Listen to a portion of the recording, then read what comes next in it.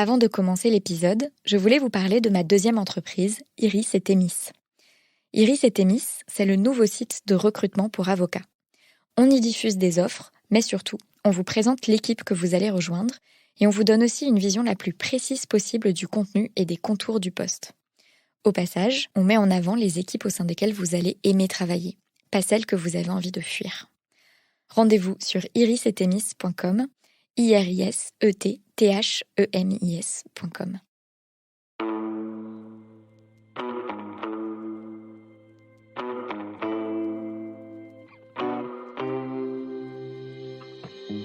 Bienvenue sur Fleur d'Avocat, je suis Lilia-Louise Maréchaux et dans ce podcast, je vais à la rencontre des avocats dans leur robe.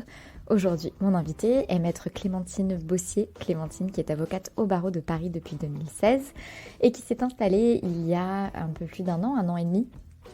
On va dire, elle fait du droit des nouvelles technologies, beaucoup d'IT, contrat informatique, RGPD, protection des données personnelles. Elle fait aussi du droit commercial et donc pas mal de contrats et à la marge de la propriété intellectuelle.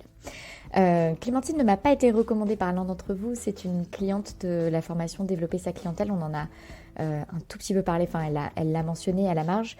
Je lui ai proposé de venir sur le podcast occasionnellement, je vous avais dit l'été dernier, j'avais aussi publié une autre interview par une cliente de l'autre formation, Réussir sa collaboration, que je m'autoriserai ponctuellement à faire ça. Pourquoi est-ce que j'ai proposé à Clémentine d'être mon invitée sur le podcast ? Parce que ce que j'ai trouvé intéressant avec Clémentine, c'est que il y a vraiment eu cette dynamique au moment de son installation, de beaucoup de questionnements sur si c'est viable comme projet d'installation, si son projet de comment exercer la profession d'avocat était viable. Et en fait, j'ai trouvé toutes ces interrogations intéressantes. Je pense que vous êtes nombreuses à vous les poser. Et depuis, Clémentine a fait beaucoup de chemin, elle a testé plein de choses. C'est un thème qui est très récurrent et d'ailleurs, vous allez pouvoir le constater avec nos échanges. Et aujourd'hui, ça se passe très bien, son activité se porte vraiment très très bien. Et donc voilà, pour ça, je trouvais ça inspirant de partager son témoignage avec vous. J'espère que ça vous plaira, j'espère que ça enrichira votre réflexion et que ça vous ouvrira aussi des horizons. Et voilà, c'est ce que je voulais vous dire en introduction de ce podcast. Si quand même, ce qu'il faut que je vous dise, c'est que cette formation Développer sa clientèle, c'est un accompagnement sur 6 mois dans la structuration et le développement de votre activité. La prochaine session commencera au mois d'avril et s'étalera jusqu'au mois d'octobre avec quand même une pause au mois d'août. Il y a dans la formation un mélange de vidéos, de e-learning pour tout ce qui est théorie, exercice plutôt réflexion à poser sur le papier, vous de votre côté. Vous avez un petit peu de travail à la maison. Environ toutes les 2 semaines, on fait un point en équipe, donc c'est des groupes de 6, il y en a 3, 18 personnes par semestre. On fait un point toutes les 2 semaines avec un coaching collectif qui dure entre 1h30 et 2h pour revenir sur tout ce qui a été vu dans le cadre des 2 semaines et vous pouvez poser des questions pour approfondir et puis on vient commencer à personnaliser les choses si vous avez des difficultés d'application à votre propre exercice des choses qui ont été vues dans le cadre du e-learning.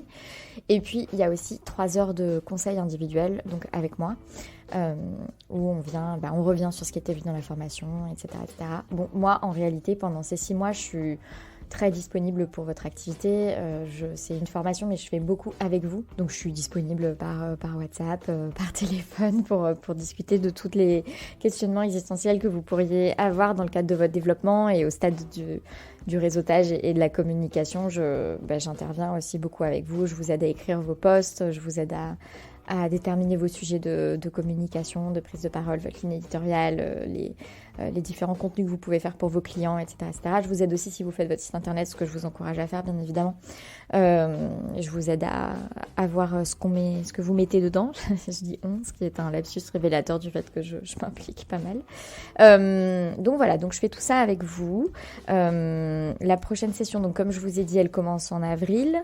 Les ventes auront lieu début mars. C'est sur liste d'attente, donc si ça peut vous intéresser et que vous n'êtes pas encore inscrit à la liste d'attente, ce que je vous invite à faire, c'est de vous inscrire.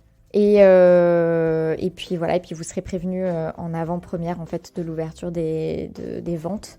Vous recevrez un email pour prendre rendez-vous avec moi et puis comme ça on voit si la formation correspond effectivement à votre projet et à vos besoins et en fonction vous lancez ou pas. Voilà, je n'en dis pas plus, je vous souhaite une très bonne écoute et je vous dis à la semaine prochaine. Bonjour Clémentine Bossier. Bonjour Lila Louise. Merci d'être mon invitée sur Fleur d'Avocat. Avec plaisir. Alors Clémentine, raconte-moi comment et pourquoi tu es devenue avocate. En fait, j'ai un souvenir de la première fois où je me suis dit, ça y est, c'est ce métier. Alors, c'est très étrange. Vas-y. C'est arrivé quand j'étais en 3e, lors de mon stage en entreprise, je crois qu'on l'appelle comme ça. En fait, mes parents avaient contacté leur avocate qui avait accepté de me recevoir. Et je me rappelle d'être arrivée dans son bureau et là, d'avoir vu tous les dossiers rangés. Et là, je me suis dit, je veux ça.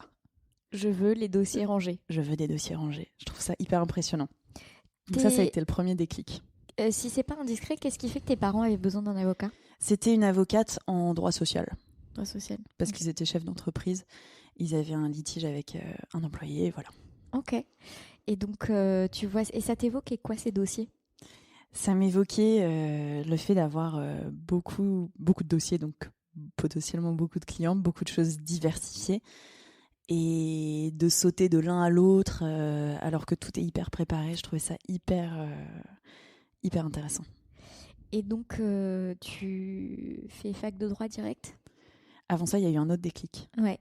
C'est que quelques années plus tard, j'étais au collège et là, on a eu, avec des copines, on a organisé des sorties officielles ou non officielles vis-à-vis des parents, dont une qui ne disait pas forcément toute la vérité. Et évidemment, un jour, on s'est fait repérer et on a dû rentrer illico presto. Et là, se trouvait son père. Et en fait, j'avais donc entre 14 et 15 et je lui ai expliqué que finalement, l'attitude de sa fille était une conséquence de son propre comportement. Et très calmement. Et en fait, à la fin, il m'a dit « Mais oui, tu as raison ».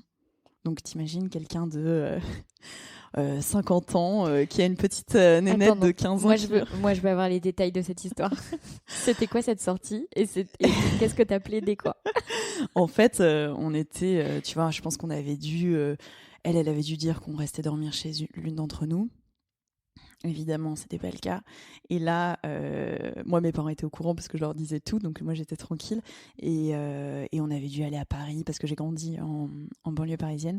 On avait dû aller à Paris sortir calmement parce que 15 ans, donc c'est pas non plus, c'était raisonnable. Et en fait, je pense que le père avait appelé la mère de la copine chez qui on était censé être, classique, qui lui avait dit en toute honnêteté, toute franchise, elles sont pas là en fait. et où là on avait eu l'appel, je pense qu'il faut que vous rentrez maintenant les filles en fait. Et voilà, et donc là on était arrivés en stress et en fait moi je lui avais expliqué qu'une éducation hyper stricte et punitive comme il mettait en œuvre vis-à-vis de sa fille, donc ma copine, ça allait forcément aboutir à ça.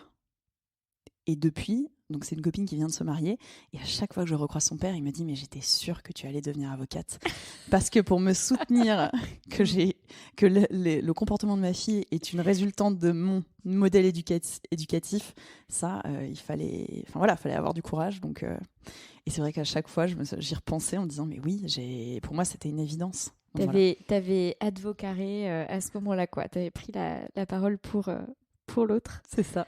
Et donc un peu de petits éléments comme ça marquants, enfin petits, pas si petits d'ailleurs, dont tu te souviens. Et donc tu poursuis comme ça et tu te dis je serai avocate. Et tu t'inscris à la fac de droit. Oui, à Sceaux, donc Paris 11. Je m'inscris en L1, donc je fais un DU en même temps sur langue et civilisation, donc c'était anglais, oui. Donc j'approfondis l'anglais et ensuite je pars en Erasmus en L3. T'es partie où ? À Athènes. Athènes ? En Grèce, c'est tellement pas commun. Oui. J'avais le choix classique entre les destinations pure anglophones, germaniques ou espagnoles, et en fait pour moi, c'était une évidence d'aller dans un autre endroit. Pourquoi ? Parce que j'avais envie en fait, d'une expérience qui était plus que apprendre une langue. Et c'est vrai que le choc culturel que je recherchais, je mets des guillemets, je me suis dit que j'allais plus le trouver en allant dans un pays où je n'étais déjà jamais allée. Et en plus, ce que je trouvais hyper intéressant avec Athènes, c'est qu'en réalité, c'est une ville où personne ne va, sauf pour transiter, prendre le bateau au Pirée et puis aller dans les îles. Et moi, je me suis dit que c'est sûr qu'il allait y avoir plein de choses intéressantes à voir et à faire là-bas. Donc, je suis tombée en pleine crise économique et politique. Donc, ça a été assez mouvementé. Et c'était hyper riche. Du coup, les cours étaient en grec, en anglais ? En anglais. En anglais. Et c'est normal que les cours de droit soient en anglais en Grèce ? Oui, dans cette fac, oui, parce que justement, il y a beaucoup d'échanges qui sont faits. Donc, ils ont préparé un programme qui s'adapte aux étudiants étrangers. Et il y a un moment, je me suis un petit peu questionnée en me demandant si ça allait m'être reproché, un trou dans le CV de ne pas être allé dans un pays anglophone. Et en réalité, ça n'a jamais été un problème. Oui. Au contraire ? Je pense que ça attire pas mal la curiosité. Du coup, les gens te disent, d'où la Grèce, Athènes ? Exactement. Ouais. Et donc, tu n'as pas appris à parler grec là-bas ? Un peu, mais en fait, rapidement, j'ai eu le choix entre soit les cours de grec, soit aller à la plage. Et à la plage, j'étais avec des Grecs. Donc, je me suis dit, bon, en soi, je trouverai. On va aller l'utile à l'agréable. Et finalement, tu parlais anglais avec les Grecs à la plage. Exactement. Oui, oui. Et puis en fait, c'est vrai qu'on était une communauté d'Erasmus où, tu vois, j'avais 19 ans, donc c'est vrai qu'à ce moment, j'étais pas vraiment dans une perspective de je veux découvrir le pays, c'était plus je veux faire la fête et rencontrer plein de personnes de toute l'Europe et aller en cours avec, et puis échanger, discuter. Donc c'est vrai que j'avais plus un intérêt vis-à-vis des étudiants que des locaux, ce qui a été différent quand je suis partie en LLM. Ouais. Donc tu reviens de Grèce. Ensuite, et comment est-ce que tu te dessines à ce moment-là ? Enfin, du coup, si tu fais ta L3, ça veut dire que tu rentres, c'est le M1.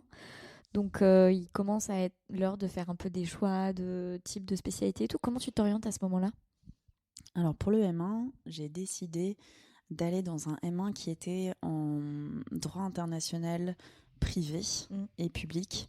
Et donc j'avais des matières, j'avais du droit européen, j'avais aussi des matières sur, je devais avoir les droits de l'homme, droit des télécoms, enfin j'avais vraiment des matières assez à visée internationale, on va dire.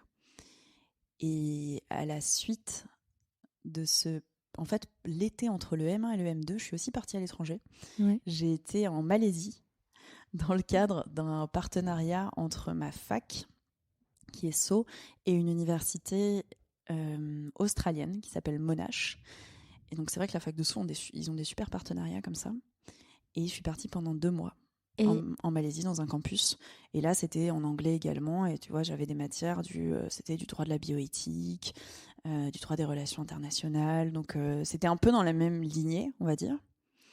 Donc pareil, très bonne expérience en termes de adaptation à un nouvel environnement, une découverte d'étudiants étrangers et aussi un peu de voyage, évidemment.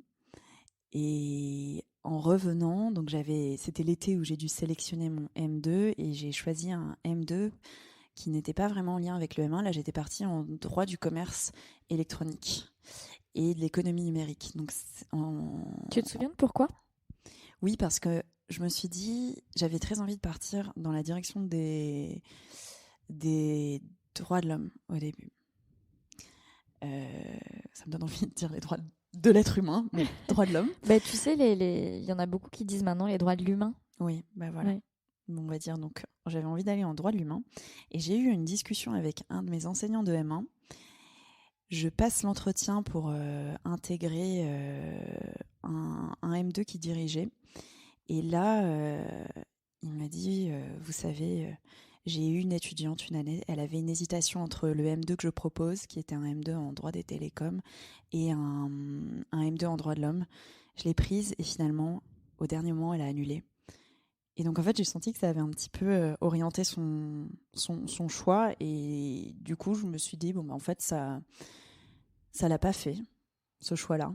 Donc, je me suis dit, vers quelle matière je pourrais aller, qui est à la fois un côté proche de moi, dans le sens qui me parle. Donc, je me voyais pas aller en corporate pur, par exemple. Mais aussi un côté un peu, pas que finalement quelque chose que je relie à moi, quelque chose aussi d'autre que j'ai envie d'apprendre. Et donc là, je me suis rendu compte qu'en fait, on allait tous sur Internet, qu'on faisait tous plein d'achats et qu'on était confrontés aux mêmes difficultés et que finalement, aller dans m'orienter vers une spécialité un petit peu digitale et tech, tout en étant rattachée à mon expérience de consommatrice et d'internaute, ça me plaisait. Donc j'ai postulé à beaucoup de M2 parce que j'avais vraiment un peu peur de ne pas être prise. Et ça a fonctionné à la Sorbonne, donc pas rien. Trop cool. Et tu dis que tu as aussi fait donc un LLM ? Oui. Ouais. Donc à la suite du M2, j'ai passé le CRFPA que j'ai réussi du premier coup. Et là, j'ai fait une césure. Donc c'est un mécanisme de césure plus PPI. C'est-à-dire que mon PPI, au lieu de durer 6 mois, a duré 1 an et ça a été mon LLM. Donc finalement, j'ai jamais eu d'expérience en entreprise. Et là, pour le LLM, je suis partie aux Pays-Bas. Parce que j'ai une maman néerlandaise. Et j'ai la nationalité aussi. J'y avais jamais passé du temps en dehors des vacances ou des réunions familiales. Et j'avais beaucoup de curiosité, en fait, d'aller passer vraiment 1 an là-bas, de me rapprocher de ma famille. Et donc, j'ai choisi d'ailleurs une ville assez excentrée parce que je voulais pas être Amsterdam. Pourquoi tu voulais pas être Amsterdam ? Je me suis dit que j'allais avoir tout le temps des copains qui seraient venus me voir ou des copains de copains. Et que finalement, j'aurais eu beaucoup de gens qui... Et je me serais pas forcément autant ancrée dans ma ville. Et en plus, dans le Nord, ça m'a permis aussi de me rapprocher de ma famille et d'être vraiment plus en immersion. Et là-bas, j'ai fait Donc, t'étais dans quelle ville ? Groningen. Groningen. Avec l'accent. Tu parles néerlandais par ta maman ? Okay. Surtout, je l'ai beaucoup amélioré quand j'ai vécu là-bas, puisque en plus des études, j'avais pris un petit job dans un restaurant pour me confronter à la culture Dutch, et ça s'est super bien passé. En fait, j'avais cherché des restaurants qui proposaient un peu des crèmes brûlées, des baguettes. Je me suis dit, on va sortir le drapeau français, ça va marcher, parce que je parlais vraiment pas assez bien. Et j'ai fait plusieurs essais. Il y en a un qui était super prestigieux en plus, qui m'a pris. Et donc j'ai été serveuse là-bas et c'était une super expérience. Et donc là, tu as plus réussi donc à t'ancrer avec les locaux, etc. Oui. Et à la fin de ce LLM, justement, qu'est-ce que t'en es où dans ta vie à ce moment-là ? Tu veux être avocate toujours ? Oui. Ouais. Oui. En fait, t'as pas trop vrillé, quoi. T'étais en mode, ok, c'est des étapes, pouf. Okay. Je dirais pas que c'était une vocation, mais ça me semblait être un chemin où j'avais envie d'aller. Ouais. Et donc de là, je suis partie. Je suis revenue en France. Donc il y a eu le stage final que t'as fait, que j'ai fait chez Hogan Lovells. Ouais. Donc dans le département qui gère. Alors à l'époque, l'IP était avec aussi le département IT. Et à ce moment-là, donc je travaillais beaucoup sur des sujets de nom de domaine et données personnelles. Très, très fort. Et donc ça, mon stage a duré 6 mois, la durée du stage final. Ensuite, j'ai cherché ma première collab que j'ai eue dans un cabinet anglo-saxon. Et donc là, la première collab, j'ai trouvé ça un peu difficile à trouver. Ah ouais, t'as eu du mal à trouver ? Oui, j'ai eu du mal à trouver. Et puis ensuite, ça n'a pas super bien fonctionné. Ça a duré combien de temps, ne serait-ce que la recherche ? En fait, c'est simple. Le stage final a dû se terminer classiquement fin juillet. Et ma collab a commencé le 1er décembre. Ouais, donc il y a eu l'été... Il y a eu l'été en pause et ensuite il y a eu des process de recrutement, puis la première collab, donc chez un anglo-saxon qui finalement a été une étape vers une autre collab. Ça a duré combien de temps cette étape ? 6 mois. Ouais, donc court. Ouais, court. Et qu'est-ce qui s'est mal passé ? Je pense qu'il y avait une différence entre les attentes et ce qui était possible. Et classiquement, comme ça peut arriver dans des structures, en fait, le profil attendu est un profil un peu plus expérimenté. Et donc, il y a eu des... Bon, ça n'a pas fonctionné plus que ça. Donc, à la suite de cette expérience, j'ai cherché une autre collaboration. T'as mis du temps à trouver? Non, c'est allé assez vite. En fait, parce que j'avais prêté serment, j'ai l'impression que c'était plus simple. Pourtant, dans des matières assez conseils, où la... Mm. Non, c'est allé assez vite pour trouver. Du coup, tu l'as vécu comment cette étape? Parce que 6 mois, un peu d'incertitude, t'as pas de taf. Ensuite, t'arrives, les attentes versus réalité, blocage. Comment t'es dans ta tête à ce moment-là? Pas la meilleure période. Clairement pas la meilleure période. J'étais super bien entourée. Donc ça, c'est top. Mais c'est vrai que ça a été un petit peu... Je reste, tu vois, quand même persuadée, et pour en discuter pas mal avec des consoeurs plus jeunes ou même plus expérimentés, que la première collab où on peut rester plus de 6 mois et où on est formé, c'est vraiment pas évident à trouver. Et après, ça va beaucoup mieux. Mais c'est vrai que le démarrage, ça a été un peu complexe. C'est une vraie question. Qu'est-ce qui fait que y a ce truc de la première collab? Tu vois, est-ce que c'est...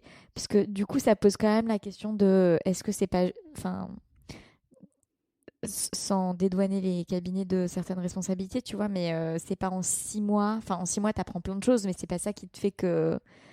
Donc du coup, est-ce qu'il n'y a pas un truc qui se fait dans un espèce de baptême du feu qui se fait aussi avec l'aspect où tu comprends ce que c'est que le monde du travail, tu vois? Genre un truc un peu... j'en sais rien. J'ai pas de réponse. Mais je trouve que c'est une vraie... Il y a une vraie question là-dessus, quoi. Parce que s'il y a autant ce truc de, ben, la première collab, tu te casses le nez, et ensuite, ça va mieux. Enfin, dans les bonnes situations. euh, ouais. Qu'est-ce qui fait que ensuite ça va mieux, alors que souvent, l'expérience acquise, elle est... Tu vois, la différence juste d'expérience et d'expertise, elle est pas folle, quoi. C'est vrai. Mais je pense que... Il y a... Former quelqu'un, c'est compliqué. Ouais. C'est hyper dur. C'est dur parce que... Enfin, moi, j'ai eu un tout petit peu de formation à faire, mais vraiment petit. Et je pense que c'est vraiment un investissement qui est des deux côtés d'ailleurs, en fait. Et c'est difficile d'avoir une bonne combinaison comme ça. Dès le début, en fait, de se dire on est en phase, moi je te forme, toi tu es formé, donc on va essayer de travailler comme ça, on va maintenir cet équilibre. C'est pas évident. Ça marche pas forcément toujours. Et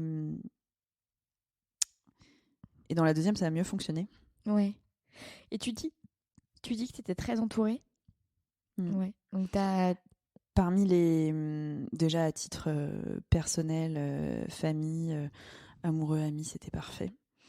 Et même en fait au sein de la structure, en fait, j'ai pu avoir des discussions assez chouettes avec des personnes qui étaient là depuis un peu plus longtemps et avec qui et qui avaient aussi plus d'expérience, et avec qui justement j'ai pu décortiquer un petit peu ce qui avait pu se passer, et c'était top. Ouais. Et donc la deuxième, ça se passe mieux. Et qu'est-ce qui se passe mieux justement? Comment tu te sens dans la deuxième? Dans la deuxième, je me suis sentie hyper accueillie, même attendue, on peut dire. Et puisque j'ai eu la chance en fait de travailler avec une associée depuis qui venait de devenir toute jeune associée en fait, et qui cherchait vraiment quelqu'un avec qui travailler, et qu'elle voulait former. Donc qui était beaucoup dans l'accompagnement, dans l'échange, les discussions et la transmission. Pas uniquement la transmission du savoir, on va dire, et de la matière, mais aussi la gestion client, la facturation, ce genre de process en fait qui sont parfois un petit peu tenus éloignés des collaborateurs et collaboratrices, et ce qui n'a pas été le cas. Donc ça, c'est vrai que c'était C'est des choses en fait que j'ai apprises, que j'ai intégrées en les adaptant et que j'utilise en fait souvent. Ouais. Et donc, toujours en IT? Alors plus en IT et data. Donc en fait l'IT ça va être vraiment tout ce qui a trait au contrat informatique, au contrat un peu complexe, de logiciels, de SaaS. Donc vraiment le côté très technologique qui a nécessité d'ailleurs un petit peu un apprentissage au début quand j'ai commencé cette deuxième collab, de comprendre comment fonctionne un logiciel, un code source, algorithme, enfin les notions vraiment techniques.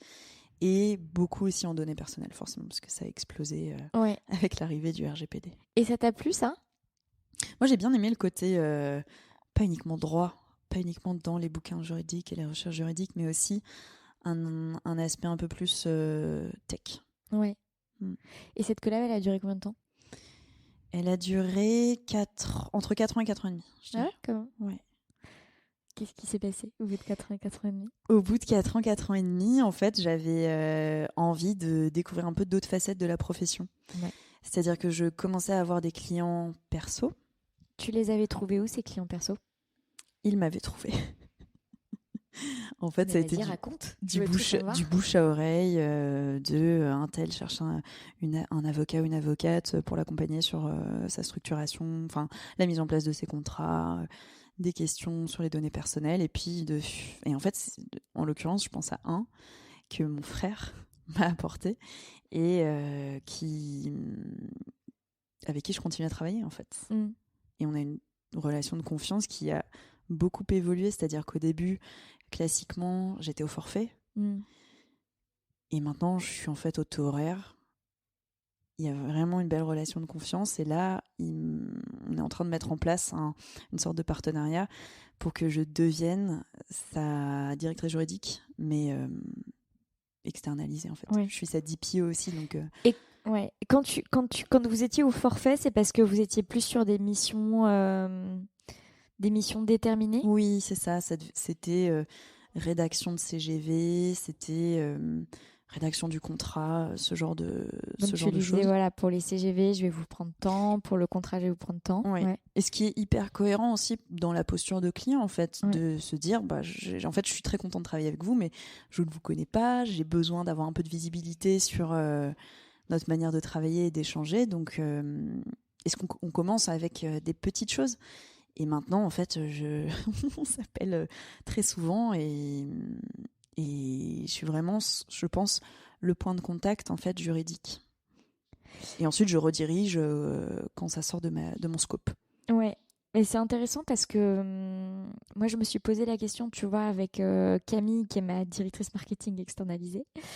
Enfin, non, c'est même pas ma directrice marketing externalisée, c'est genre mon bras droit à plein d'égards dans Fleur d'Avocat. Et elle a un TJM et elle bosse pour moi 1 à 2 demi-journées par semaine. Et donc, c'est à la demi-journée, tu vois, je la paye forfaitairement à la demi-journée. Et je me suis dit, tu vois, j'ai réfléchi de mon côté, est-ce que ce serait pas plus intelligent qu'on fonctionne par projet, tu vois? Ok, pour le projet, pour tel projet, telle enveloppe, etc., etc.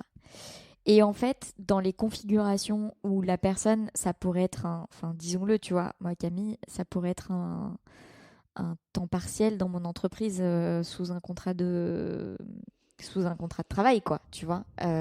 C'est pas son business model et tout, mais ça pourrait carrément être quelque chose. Et en fait, dans ces cas-là, bah, effectivement, ça a plus de sens que ce soit au tarif, enfin à l'heure ou à la journée, enfin ou à la demi-journée, parce que globalement, c'est un peu à l'agenda du jour, quoi. C'est-à-dire qu'en fait, c'est aujourd'hui là le truc sur lequel il faut qu'on bosse, c'est ça. Et puis, bah, si elle met plus de temps ou moins, en fait, c'est pas le sujet. De toute façon, tu vois ce que je veux dire? Bah là, on est en train de réfléchir et justement, j'ai proposé une offre avec qui ressemble un petit peu à ce que tu dois avoir mis en place avec Camille, de 2 jours par mois sur place, parce que j'aime beaucoup aller voir les clients aussi, c'est hyper sympa. Donc, je vais 2 jours, on va le commencer là en 2022, et je lui ai proposé donc un TJM, pareil, pour ces prestations. Et on a un petit peu déjà défini les missions que j'allais accomplir. Donc ça va être vraiment sur de la restructuration contractuelle intégrale. Ouais, intéressant. Ouais, bah ouais, nous c'est vraiment ça, c'est-à-dire que c'est a priori une demi-journée par semaine, et si on sent que en fait ça déborde pour une raison ou pour une autre et que on veut vraiment aboutir le truc, tu vois, là par exemple on a changé de logiciel de gestion des emails, des trucs, des machins de CRM, et ça a pris plus de temps que prévu pour plusieurs raisons. Et au bout d'un moment, là, moi, j'ai besoin que ça se termine parce que, tu vois, au bout d'un moment, il faut que je puisse me transvaser sur un nouvel outil et tout. Donc, on a rajouté des demi-journées. Euh, et donc, en fait, de toute façon, elle te le dit, quoi. À la fin de cette demi-journée, là, j'ai mis plus de temps que prévu là-dessus. Du coup, j'ai pas pu avancer là-dessus et tout. Donc, toi, en fait, si tu veux aussi qu'elle avance sur le reste, ben, tu te responsabilises et tu lui demandes si elle a si elle a plus de temps cette semaine à te dédier pour finir le truc, quoi. Tu vois, enfin, en fait. Donc ouais, je pense qu'il faut être beaucoup, pour ce type de partenariat, il faut vraiment être dans l'échange permanent. Ouais. En effet, d'un côté, tu vois, la posture de client, d'être très clair sur ce qu'on veut et de le dire, en fait, et de bien l'énoncer. Et la posture de prestataire, être vraiment à l'écoute. Et comprendre les priorités aussi. Parce que parfois, ça peut être un petit peu confus dans l'esprit du client qui est sur tous les fronts, qui n'a pas trop le temps. Et donc, le prestataire, pour moi, on a un vrai rôle de poser les bonnes questions et proposer aussi. Dire, bon, bah, peut-être que là, ça serait pas mal que je revienne demain, ou cette semaine, je vais faire 2 jours d'affilée parce que là, je sens que je suis sur le point de finir ce projet et que après, ça sera fini. Donc, c'est vraiment... Et je pense aussi ne pas avoir peur de changer. Finalement, proposer quelque chose et se dire, en fait... on pourrait peut-être faire comme ça marcherait mieux, et être être un peu créatif dans son approche. Ouais, c'est clair, je suis complètement d'accord. Et de cadrer aussi. Moi, je sais que en fait, tu te rends compte, mais le parallèle peut être fait avec la collaboration, cela dit, hein. Mais moi, je me rends compte que bah, si elle me dit pas, en fait, là, il y a tant sur la to-do, mais enfin, en fait, sur quoi est-ce que, enfin, le temps imparti, c'est ça. Sur quoi est-ce que tu veux que j'avance en premier, et qu'elle-même, elle me donne son avis sur ce qui serait le plus pertinent en premier ou pas, selon elle. Et que en plus, elle me dit pas à la fin de la journée, ouais, alors là, il y a eu tel genre de bug, ou là, ça a coincé. Enfin, voilà, du coup, j'ai mis plus de temps, donc j'ai pas pu avancer là-dessus. Moi, je peux pas lui reprocher, parce que c'est pas parce qu'elle est prestataire qu'elle a. Enfin, je veux dire, on sait tous ce que c'est qu'un truc où on pense que ça va nous prendre 2 secondes, et puis en fait, il y a un couac, il y a une intégration qui se fait pas, il y a une API qui s'intègre mal, il y a non, enfin, l'enfer. Surtout qu'elle bosse beaucoup sur ces trucs-là que moi, je suis incapable de gérer. Et en fait, si elle me le dit pas, ben moi, je peux. Enfin, forcément, à la fin de la demi-journée, je vais être là, mais d'où c'est pas fini, tu vois. Alors qu'en fait, si elle te le dit tout simplement, et que, bah voilà, bah t'es juste en mode, ouais, ok, bah du coup, on rajoute 2 heures, ou ce sera fait, ou on termine la semaine prochaine, c'est pas grave, c'est pas le sujet, quoi, tu vois. Donc, comme tu dis, il y a le côté, genre, être à l'écoute et être force de proposition, mais je trouve aussi vachement, genre, cadrer ce qui est fait, ce qui est raisonnable, ce qui peut être fait et tout. Et d'ailleurs, moi, ça me fait vraiment réfléchir au parallèle avec la collaboration, parce que tu vois, c'est un vrai sujet. Les jeunes avocats qui sont là, ouais, mais j'ai trop de travail par rapport au temps et tout, machin.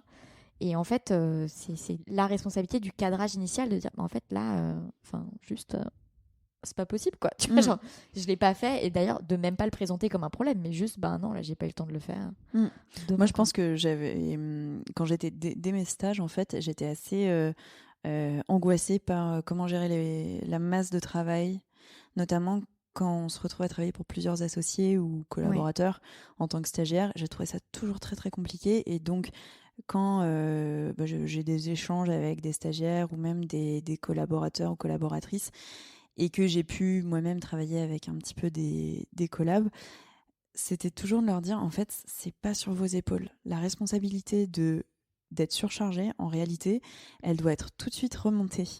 Et vous devez tout de suite demander, qu'est-ce que je fais en premier ? Parce que vous connaissez pas forcément déjà, vous ne connaissez pas tous les enjeux. Et en plus, s'il y a bien une personne qui qui a la full picture, c'est l'associé.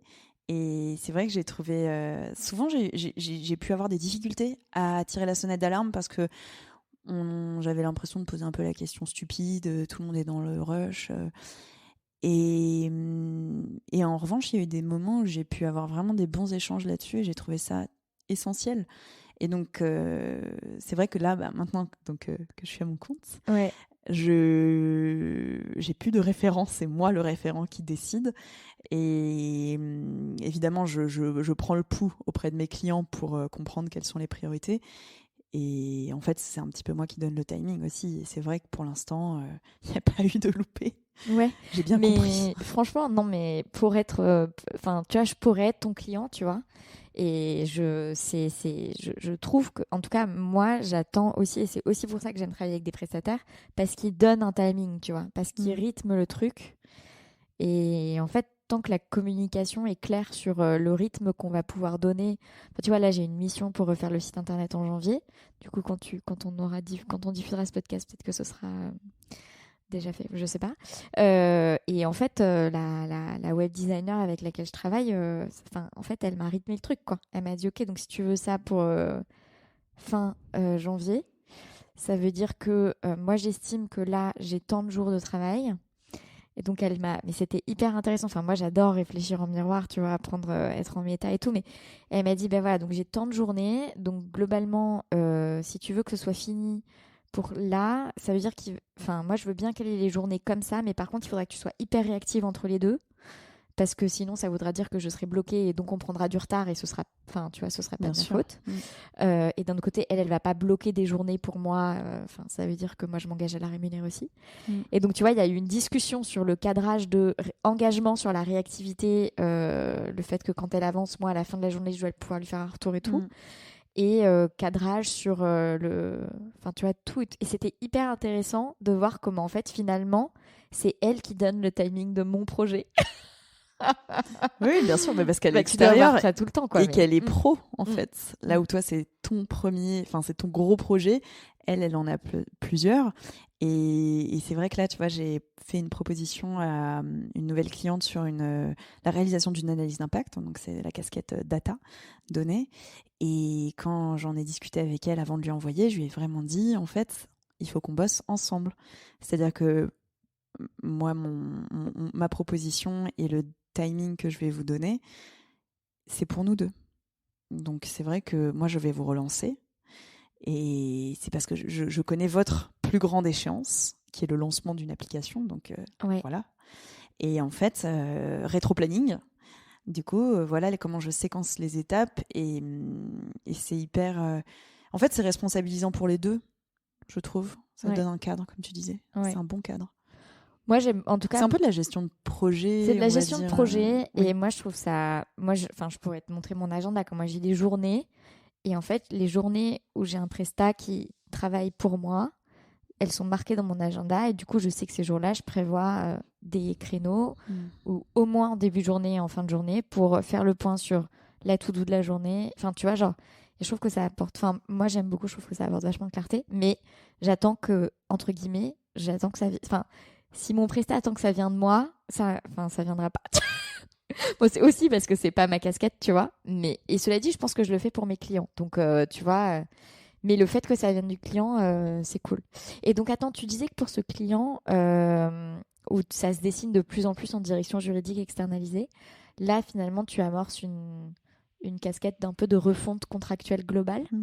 Donc, qu'est-ce qui a amené à cette... Donc, en fait, jusqu'à maintenant, t'as beaucoup été en mode, OK, t'as besoin de tel type de contrat, de tel type de contrat, de tel type de pressage, tu le fais et c'était au forfait. Puis ça glisse vers un truc... horaire aussi. Au début, on était au forfait et puis de plus en plus, en fait, on est passé au temps horaire. Au temps horaire. Et ensuite, ça passe en TJM parce que ça prend de l'ampleur. Et comment est-ce que vous êtes passé de missions, entre guillemets, ponctuelles désignées, j'ai besoin de tel truc, tu me le fais et tout, à, en fait, vas-y, t'as du temps pour nous, qu'est-ce que tu nous proposes? Enfin, c'est toi qui as proposé le fait de faire une refonte contractuelle globale, tu vois, qu'est-ce qui... En fait, peu à peu, il a fait le constat que je bossais vraiment beaucoup pour lui. Et il me posait un petit peu des questions. Est-ce que tu envisagerais d'aller en entreprise? Et moi, je venais de me lancer, donc je lui ai dit que pour l'instant, j'avais envie d'avoir une diversité dans ma pratique. Et je trouvais que d'ailleurs, c'était aussi pour le bénéfice de mes clients, en fait, de travailler pour plusieurs structures et ensuite d'aller spécifiquement sur une, que j'étais riche de tout ce que je pouvais apprendre dans mes différentes expériences. Et je lui ai proposé aussi une mission de mise en conformité RGPD, on en avait parlé ensemble. Ouais. Et je pense que comme j'ai passé beaucoup de temps dans ces locaux à ce moment-là, puisque j'avais besoin de voir les opérationnels, en fait, c'est un travail que pour moi, quand je te disais que j'aime beaucoup aller chez le client, parce que je trouve que c'est essentiel d'être dans le quotidien du client, pas tous les jours évidemment, mais de voir ses locaux. Je me rappelle qu'un client qui avait fait l'inauguration de locaux, j'y suis allée, mais il était hyper heureux. En fait, il était trop content de me présenter à tout le monde. Et c'est vrai que c'est des petites choses qui semblent anodines, mais qui en réalité font que je trouve que la relation professionnelle passe à un niveau supérieur en termes d'investissement. Et donc ce client, j'ai passé beaucoup de temps chez lui à ce moment-là. Et je m'entends bien avec vraiment toute l'équipe.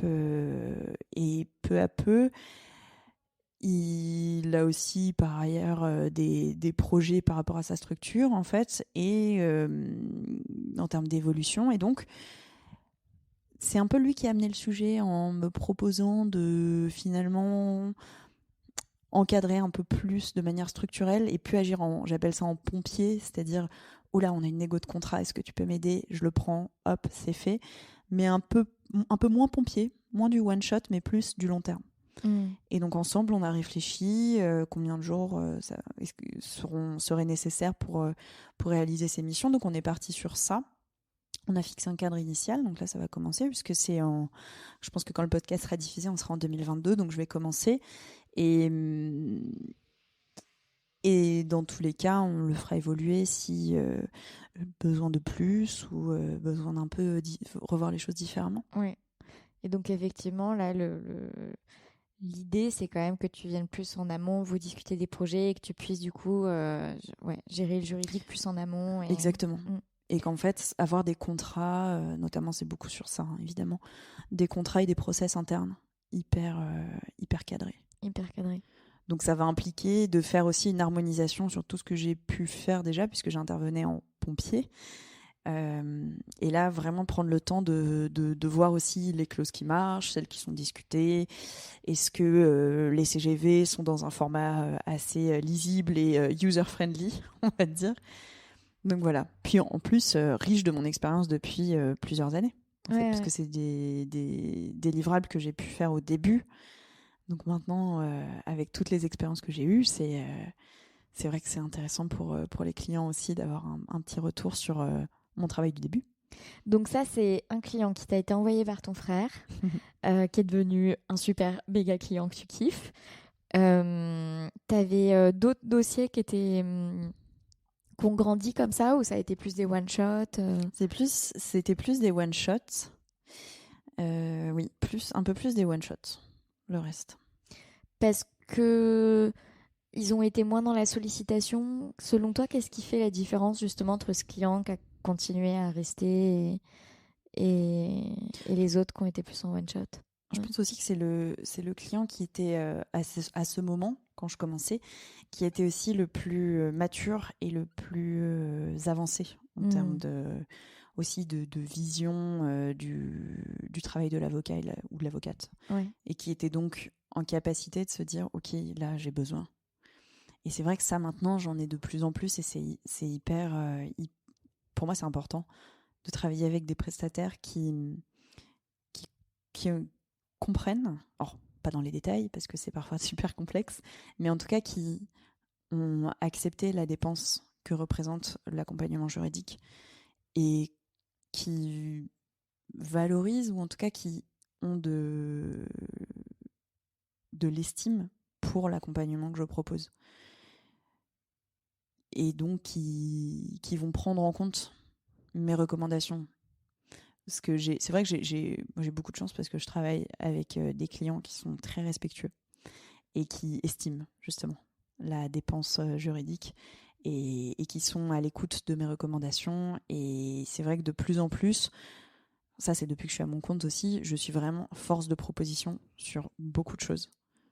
J'ai lancé des propositions à des clients pour leur mise en conformité RGPD, pour l'accompagnement aussi. Je fais du petit IP.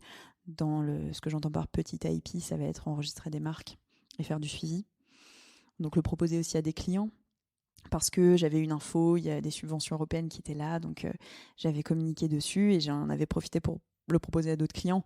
Et c'est vrai que ça, c'est quelque chose que je mettais pas forcément en place auprès de mes clients quand j'étais en collaboration, parce que j'étais en pompier.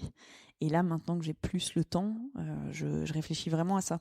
Je prends le temps de me demander qu'est-ce que je pourrais proposer en plus. Oui. Donc en fait, je pense que mon développement, il est axé sur finalement comment enrichir un petit peu les services que je propose déjà à mes clients pour en proposer d'autres.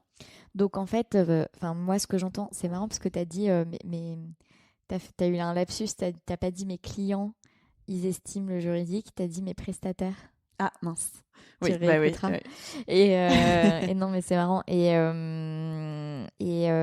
oui, et en fait, moi ce que j'entends, c'est qu'aussi, quand tu étais en collab, bah, du coup, on t'envoyait des trucs, tu prends, tu réagis en mode pompier, mais t'avais peut-être moins ce réflexe, cette réflexion aussi qui va avec le réflexe de chercher à prolonger la réflexion, l'accompagnement et à continuer la vente d'une certaine manière. Que tu as beaucoup plus maintenant parce que voilà, ne serait-ce que toi, ton besoin et ta structuration est différente, etc. Et ça. Et ouais, donc tu disais que justement, cette installation, le fait d'avoir quitté cette collaboration, c'était venu parce que tu avais envie Tu commences à avoir des dossiers perso, tu avais envie de voir d'autres choses dans l'exercice de la profession. Qu'est-ce que tu imaginais par justement voir autre chose dans l'exercice de la profession? J'imaginais des journées un petit peu comme j'ai actuellement, qui ne se ressemblent pas. C'est-à-dire que du lundi au vendredi, et parfois le week-end aussi, c'est... En fait, je vais arriver dans mes bureaux à des heures différentes. Je vais parfois être à des endroits différents, puisque quand je vais chez les clients, ou parfois travailler un peu chez moi aussi, ou au bureau, en réalité, ça change quand même beaucoup l'état d'esprit. Et aussi dans les interlocuteurs en fait avec lesquels je travaille, que j'ai des clients complètement indépendants les uns des autres, ce qui n'est pas le cas en collaboration puisque en réalité on travaille pour un ou deux associés ou plusieurs parfois. Et là, ce que j'avais très envie, c'est vraiment, j'en suis pas loin en fait, donc je suis plutôt contente maintenant qu'on en parle, puisque c'était d'avoir une vraie richesse et c'est ça, cette diversité en fait du quotidien. Et l'organisation aussi à ma manière. C'est-à-dire que je m'organise si je dois retravailler le week-end parce que je suis allée à un cours de danse ou un cours de poterie ou de dessin. En fait, c'est OK parce que c'est mon organisation et c'est vrai que jusqu'à présent, la satisfaction des clients est au rendez-vous. Et ça, je trouve ça... C'est vrai que finalement, j'avais pas vraiment cette crainte de me dire, mais du coup, j'ai plus un cadre très présent. Finalement, c'est moi qui vais définir ce cadre. Et je savais que ça pourrait aller, en fait. Sur ça, j'étais assez sereine. Donc, j'ai rempli le cadre avec des missions, avec... Et comment ça s'est passé, du coup? Donc, tu quittes ta collab? Oui, alors j'ai quitté la collab, j'ai fait un petit break parce que j'avais envie justement l'envie du moment, c'était d'aller voir le soleil. Donc je suis allée un peu passer quelques jours à Marseille. Ensuite, je suis allée voir des copains un petit peu partout en France, en prenant évidemment mon ordinateur. Et là, j'ai été sollicitée par des clients que j'avais déjà. Ouais. Donc le fameux client dont Notamment, tu parlais. exactement. J'ai eu d'autres dossiers qui sont arrivés par des confrères et des consoeurs. En e-commerce en général, en IP, Alors en l'occurrence, c'était en data. Ouais. Et oui, beaucoup en data et un petit peu aussi IT. Oui. Oui, finalement, ça restait pas mal dans mes cordes. Donc ça, c'était plutôt une bonne chose. Et peu à peu, j'ai aussi eu quelque chose l'année dernière, donc en 2021, c'était En fait, j'avais vu une annonce sur Village de la Justice d'une consoeur qui recherchait, qui avait formulé sa recherche dans des termes extrêmement larges, puisqu'elle parlait de collaboration à temps plein, temps partiel, sous-traitance, prestataire. Donc, je l'ai contactée pour comprendre un peu quel était son besoin et j'ai travaillé avec elle pendant 3-4 mois, en fait, parce qu'elle avait une surcharge d'activité. Elle n'était pas à Paris, donc en fait, on ne s'est jamais rencontrés. Et je fonctionnais en TJM aussi avec elle, puisque je lui dédiais une journée par semaine.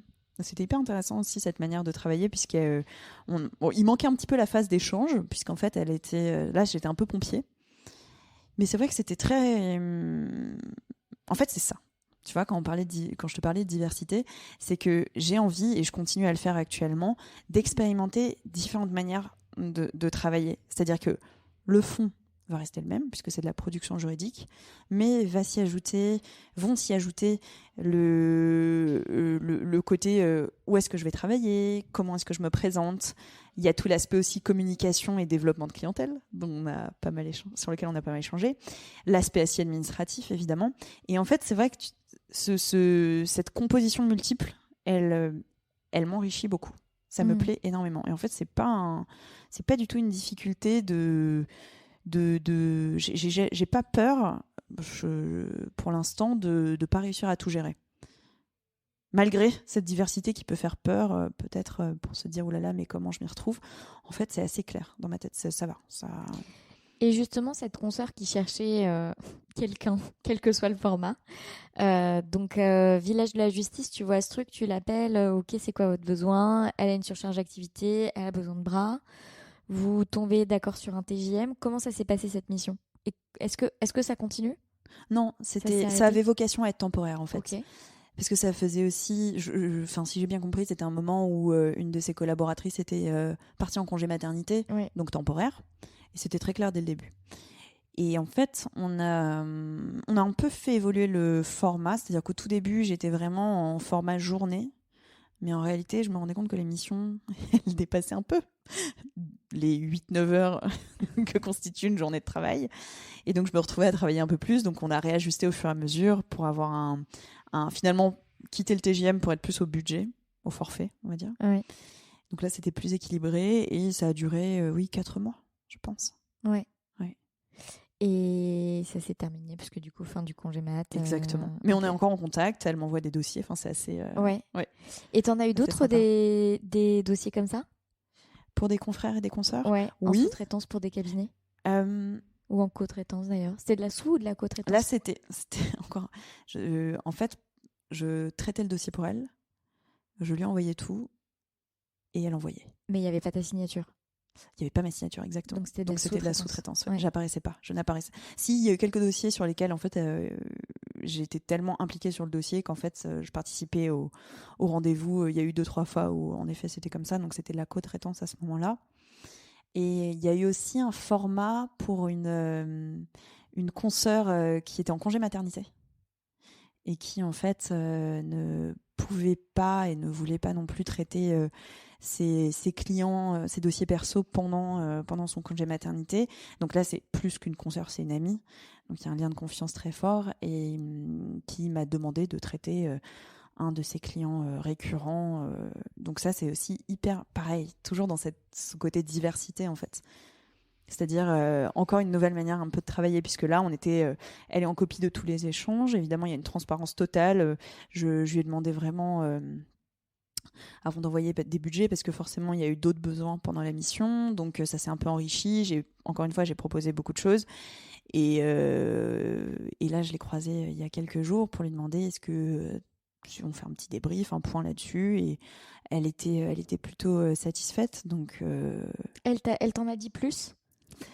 Non, mais ça s'y prêtait pas, on s'est croisés. Ouais, ok. Mais en effet, j'ai prévu de prendre un peu le temps d'échanger avec elle. Et aussi, ce que j'ai fait avec d'autres clients, plus en direct, donc des clients sans intermédiaire, on va dire, c'est de leur envoyer un questionnaire en fait à la fin de mes prestations, qui inclut notamment une question sur le prix, en fait, pour leur demander ce qu'ils ont pensé des prestations, de manière à déjà avoir un petit peu un retour quand on n'est plus dans le feu de l'action, et puis de toujours réfléchir à d'autres modèles différents.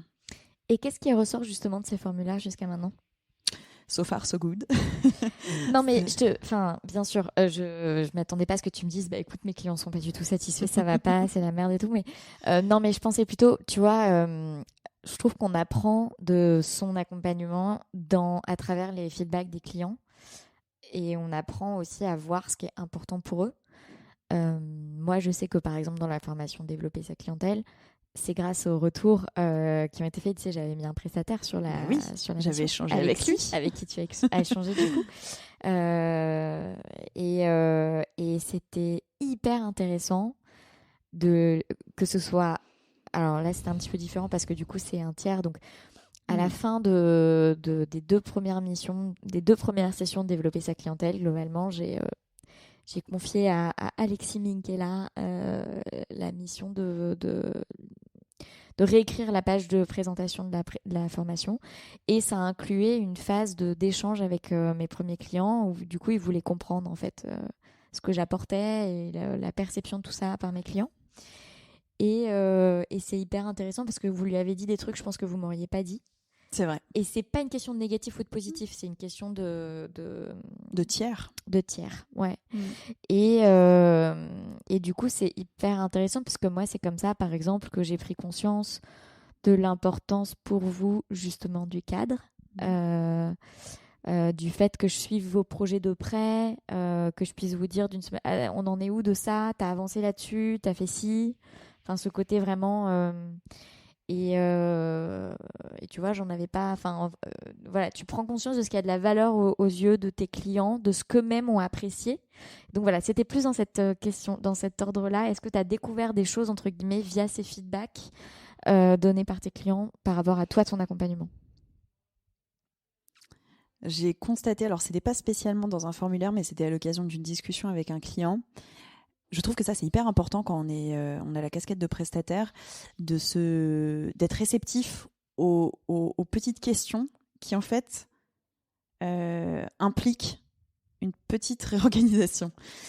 Un moment, il y a un client me pose une question en me demandant tiens, en fait, on en est où de ce dossier? Bon, parce que c'est un tout petit contentieux en social, donc ce qui n'est pas du tout mon cœur d'activité, mais que j'ai pris parce que j'ai compris que c'était dans mes cordes. Et là, je me suis dit en fait, cette question, il a raison parce que je ne l'ai pas tenu au courant. Bon, en l'occurrence, il ne s'était rien passé. Et c'est pour ça que je ne l'avais pas tenu au courant. Mais tu vois, là, à ce moment-là, j'ai compris, ok, en fait, même quand il se passe rien, quand il ne se passe rien, ça peut être utile de simplement envoyer un petit email au client pour lui dire, voilà, dans ce dossier, je vous tiens au courant, j'attends des nouvelles de mon confrère. Voilà, donc pour l'instant, c'est un petit peu le point que j'ai eu de ne pas hésiter à faire des emails, même quand il ne se passe pas grand-chose. Pour rappeler où est-ce qu'on en est. Exactement. Je pense que ça, c'est hyper important pour les clients. Le côté réactif, ça, il est assez apprécié. J'ai eu des retours là-dessus.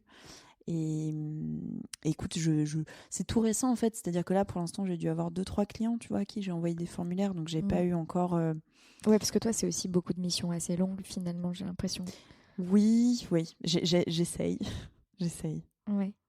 Et donc il y a eu 7 consoeurs en sous-traitance, un peu avec une autre, donc dans le cadre de son départ en congé maternité. Où tu as fait un peu la régie. Est-ce qu'il y a eu d'autres modes de développement particuliers? Oui, il y a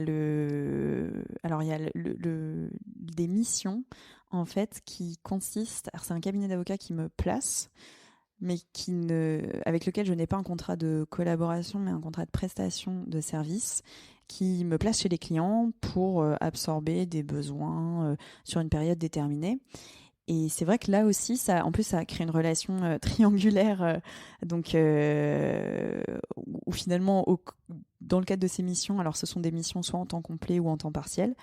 Moi, j'ai eu des missions en temps partiel. Donc, ce qui est assez rassurant dans un lancement d'activité, puisque ça permet d'avoir le confort d'une récurrence financière. Donc, ça fonctionne au TJM aussi. Une récurrence financière, de la visibilité, un cadre, toujours pareil, ce besoin de cadre, et en même temps du temps pour d'autres. Ce qui peut parfois être aussi le piège. Parce qu'on peut se retrouver un peu dans un confort de ce que pouvait être une collaboration, finalement, et ne pas être poussé à développer le reste. Et donc, ce type de mission aussi très intéressant, puisque finalement, lors de mes journées de travail, je suis soit sur place, soit à distance, mais en tout cas, j'ai une journée dédiée pour un client. Et il y a la relation à trois, comme je disais, la relation triangulaire. Donc finalement, c'est comme si j'avais 2 clients en un. Et ça aussi, c'est assez intéressant parce que ce sont des clients finalement que je ne pourrais pas atteindre seule à mon niveau et au stade où j'en suis actuellement. Ça me permet aussi de travailler avec des interlocuteurs qui ont souvent des compétences et des qualifications juridiques, voire sont des anciens avocats ou avocates. Donc très riche aussi sur le côté challenge que je ne retrouve pas nécessairement avec mes autres clients, qui sont plus des TPE ou des PME, mais qui ont quand même le côté prendre en compte le juridique. Donc ça, c'est encore une fois, ça rentre dans ma diversité que je recherchais. Diversité sur le fond, évidemment, mais aussi sur la relation avec le client. Ce qui fait que, tu vois, il y a un moment où j'avais à la fois la consoeur qui me sous-traitait des dossiers, une mission en entreprise, mes clients. Et donc ça, c'était des semaines où vraiment je changeais de casquette tous les jours. Et ça me plaît. Ça me plaît en fait parce que en plus il y a le côté changement géographique, j'y vais en vélo, pas en vélo, je suis avec différentes personnes en fait au fur et à mesure de la semaine et c'est vrai que ça c'est un petit peu je pense la clé de mon équilibre actuel. Oui. Le cabinet qui te place dans des entreprises, en l'occurrence, c'était quelque chose dont tu avais connaissance avant de t'installer? Oui. Ouais. J'avais déjà échangé et je savais que ce type de prestation était proposé. Et c'est vrai que ça me trottait un petit peu dans la tête quand je commençais à envisager une évolution. Et là, ça me rassurait en fait de savoir que cette option était possible. Tu t'es inquiétée quand tu t'es installée? Tu t'es dit, est-ce que ça va marcher? En fait, quand je suis partie du cabinet, je mettais pas forcément le mot installation avec ce départ. C'était un petit peu comme je te l'ai formulé. J'avais envie d'exercer différemment. Je savais qu'il y avait cette option de détachement qui était possible. Mais comme c'est vrai que ce sont des missions qui, en général, se mettent en place, pas du jour au lendemain, mais disons d'un mois à l'autre ou d'une semaine à l'autre, j'avais aucun plan défini là-dessus. J'avais des clients pour lesquels je travaillais déjà, mais c'était pas une clientèle sûre comme ça l'est actuellement. Donc il y avait il y avait beaucoup d'aléas. Donc c'est vrai que je suis partie un petit peu avec l'idée d'expérimenter. C'était vraiment, on va voir ce qui va se passer. C'est marrant parce que c'est marrant que tu te sois pas dit je m'installe. Ah oui, alors ça, parce que en fait, je pense, et là ça devient de plus en plus clair, c'est que je manquais de référents et de modèles qui me parlaient en fait de ce à quoi peut ressembler une installation et aussi ce que signifie être avocat ou avocate. J'en avais autour de moi, mais c'est vrai qu'il y avait beaucoup de ressemblances entre tous. Tu veux nous parler de ces ressemblances? C'est vrai que c'était des profils passionnés, mais qui travaillaient beaucoup, qui étaient extrêmement dédiés à leur développement. Et c'est vrai que ma recherche principale à ce moment, et c'est encore un petit peu le cas, c'était pas vraiment de m'enfermer en fait dans une routine de travail. Moi, c'était surtout finalement, c'était un équilibre global de ma vie avec toute déjà la diversité dont on vient de parler, mais plus généralement en fait la diversité à la fois être avocate et faire plein de choses en fait en dehors du métier d'avocate. Donc je pense que c'est aussi pour ça que finalement j'avais des difficultés à dire que je m'installe, parce qu'aussi il faut prendre en compte le contexte. On était en entre-deux en termes de confinement, on savait pas vraiment où on en était. Donc avec toutes ces incertitudes, j'avais plus à l'esprit le côté on va voir. C'était vraiment ça. Et je me rappelle qu'à cette époque, tout le monde venait me poser des questions. Alors, du coup, tu vas dans quel cabinet? Tu vas t'installer? Et je me disais, en fait, j'avais aussi un peu anticipé ça en ayant un peu d'argent de côté. Et parce que j'allais dans l'aléa. Mais je pense que j'avais besoin d'aller dans cet aléa pour un petit peu, justement, créer un nouveau cadre. Puisque j'avais eu un cadre pendant plusieurs années qui m'avait apporté beaucoup de choses et fait grandir. Et là, j'avais besoin de recréer mon cadre. Et qui passait par cette étape. Ouais. Non, mais là où je dis c'est marrant, c'est qu'en fait, même quand tu t'installes, c'est-à-dire qu'en fait, que tu le dises ou que tu le dises pas, dans les deux cas, en fait, même quand tu t'installes, tu sais pas ce qui va se passer, quoi. C'est un peu comme, et tu dois le voir avec tes clients qui sont des startups ou des entreprises. En fait, tu vois, l'entreprise, elle part avec une idée, un business plan, un produit en tête et tout. Puis 3 mois plus tard, tu peux être sûr qu'il y a des trucs qui ont changé, quoi. Des trucs qui ont bougé. Le business model qui change, le produit qui évolue, le service qui évolue et la manière de le faire pour les... Enfin, ce que je veux dire, en fait, de toute façon... Et donc, c'est marrant parce que j'ai l'impression que, quand je t'entends, j'ai l'impression qu'il y a ce côté où, en fait, tu n'arrivais pas à concevoir que le fait de ne pas savoir comment les choses vont se passer, ça n'empêche pas que tu es en train de t'installer, tu vois. Le fait de ne pas savoir qui vont être tes clients, comment ça va se passer, comment tu vas travailler, en fait, ça n'empêche pas que tu es quand même... Enfin, tu vois, tu n'es pas en train de t'omettre... A priori, tu cherches pas une nouvelle collaboration. A priori, s'il y a des gens qui viennent et qui t'envoient des dossiers, tu vas les prendre. Et donc, d'une certaine manière... Ça s'appelle l'installation. Ça s'appelle une installation. Et donc, non, mais je le souligne parce que peut-être qu'il y a des gens qui nous écoutent et qui sont aussi un peu dans des trucs où, pour eux, c'est un peu genre ou blanc ou noir.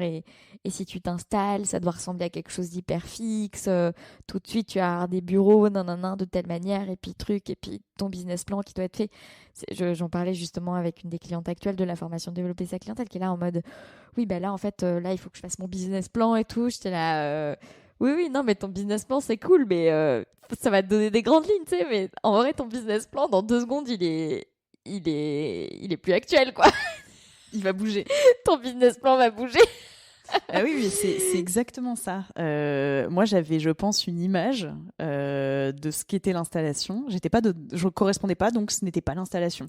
Et je me rappelle qu'à ce moment-là, on a discuté et où parce que donc j'ai participé à ta formation sur le développement de clientèle. Et c'est à ce moment que j'ai compris qu'en fait, il y avait beaucoup de manières d'exercer la profession d'avocat. Et que, en fait, je pouvais garder finalement des qualités ou des défauts que j'estimais incompatibles avec le métier, du type avoir envie de finalement avoir du temps aussi pour soi, que j'avais un peu mis de côté en me persuadant que c'était pas comme ça qu'on pouvait être un bon ou une bonne avocate. Et finalement, avec cette formation et avec toutes les personnes que j'ai rencontrées et les confrères et les consoeurs qui enrichissent vraiment ma pratique et mon quotidien, je me suis rendu compte que tout le monde pouvait être avocat à sa manière. Et que être avocate comme je l'étais, ça pourrait plaire à certains clients, même certains confrères ou consoeurs, mais pas à d'autres, mais que c'était OK. Et c'est un petit peu... je me suis dit tout d'un coup... Mais en fait, je vais pouvoir être avocate, mais à ma manière, à ma sauce, en fait. Et ça, tout d'un coup, je me suis vue... J'ai vu tous les possibles. Et je pense que ça a beaucoup décloisonné, ce qui, dans ma tête, était cloisonné.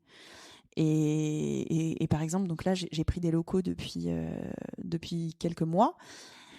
Donc 1 an plus tard, quand même. Exactement, un an plus tard, c'est ça. C'est vraiment 1 an pendant la première année où je pense que j'avais vraiment besoin d'être dans ma bulle. De toute manière, comme je l'ai dit tout à l'heure, on était entre 3 confinements, il y avait zéro possibilité pour moi de prendre des bureaux en fait, parce que déjà je savais pas vraiment où j'allais financièrement. Et puis j'avais surtout envie d'être un petit peu dans ma bulle, en fait, de prendre ce temps. Il y avait la formation de développement qui m'a beaucoup aidée. J'ai rencontré aussi des consoeurs par le biais d'une asso géniale qui s'appelle 1900 Avocates. Donc c'est vrai que je me recrée un petit peu un réseau et un cercle pas de travail parce qu'on travaillait pas ensemble, mais disons d'échanges pro et de construction, de réfléchir sur mon offre. Et en fait, ça m'a beaucoup accompagnée en douceur.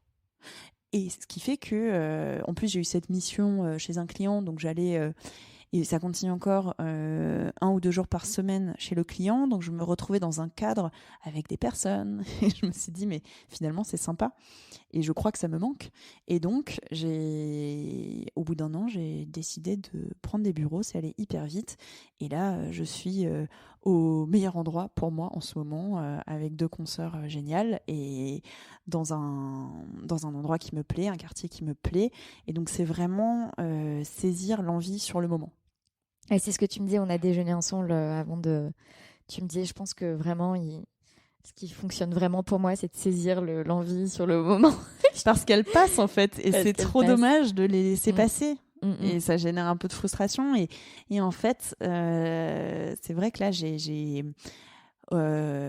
tu vois, riche de cette diversité que j'ai réussi à mettre en place et qui continue dans mon activité et que j'ai envie de continuer aussi. J'ai assez confiance dans ma pratique et dans la manière de travailler pour sauter sur mes envies. Donc il faut qu'on dise que on est dans le 9e arrondissement de Paris. Pour les non-parisiens, ici, c'est un quartier hyper sympa, hyper bobo. Il y a plein de bons petits endroits pour aller manger. Voilà, on est juste... Et faire la fête. J'ai découvert ça. Ouais, c'est un quartier de fêtards. Moi, je suis pas très fêtarde, mais il y a de la fête par ici. Et voilà. Et tu partages tes locaux, on peut le dire quand même. On peut le dire. On peut le dire avec Tiffaine Marie que j'ai aussi interviewée sur le podcast et une autre avocate qui s'appelle Eva Touboul. Eva Touboul. Et Tiffaine Marie qui s'est aussi installée à la rentrée. Et quand Clémentine, qui me partageait ses projets d'installation, enfin surtout parce qu'elle était déjà installée, mais ses projets de locaux, m'a dit oui, non, je vais peut-être partager des locaux avec Tiffaine Marie. J'ai dit bah ouais, évidemment. Enfin, je veux dire, vous étiez faites pour vous entendre. C'est-à-dire que... Et là, aujourd'hui, je viens dans vos locaux et votre bureau, c'est juste... Enfin, il y a plein d'œuvres de Tiffaine. Vous vous accordez vachement sur... Il y a plein de couleurs vives et de petites touches personnelles. Et on sent que c'est le bureau du bonheur, quoi. Ouais, on est hyper contente avec Tiffaine aussi, avec Eva, de cette combinaison. Elle fonctionne très bien. Et Tiffaine, on s'entend très bien. Ouais, et Tiffaine, justement, disait un peu ce que tu dis toi aussi, c'est-à-dire je pensais pas qu'il existait des avocats qui, comme moi... Bah, c'est vrai que la particularité de travailler avec des consoeurs qui ne correspondent pas, on va dire, à l'image classique qu'on peut avoir de ce que signifie être avocat ou avocate, et dans un endroit qui n'est pas non plus dans on va dire, le triangle d'or parisien, et dans un bureau qui est hyper mignon. C'est vrai que c'est une vraie fraîcheur, en fait, pour moi. J'aime beaucoup. Ouais. Et donc, donc aujourd'hui, tu as des clients dans des cadres de mission qui sont différents. Qu'est-ce qui... donc, il y a beaucoup de mouvements. Des fois, tu es ici au bureau. Parfois, tu travailles de chez toi. Parfois, tu travailles de chez tes clients directement. Parce que tu vas dans leur bureau et que tu travailles avec les équipes et tout. Qu'est-ce qu'il y a d'autre qui a changé dans ta vie et où tu te dis que ça remplit justement ce besoin du moment et toutes tes envies du moment? C'est sur un petit peu le mouvement, comme tu l'as très bien résumé, mais c'est aussi plus généralement l'organisation. C'est-à-dire que je peux être amenée à aller voir, par exemple, ma famille aux Pays-Bas. Et en fait, ça se glisse parfaitement bien dans mon organisation, parce qu'il suffit juste de l'anticiper, de prendre le train au bon moment et en fait de partir avec mon ordinateur et ça fonctionne.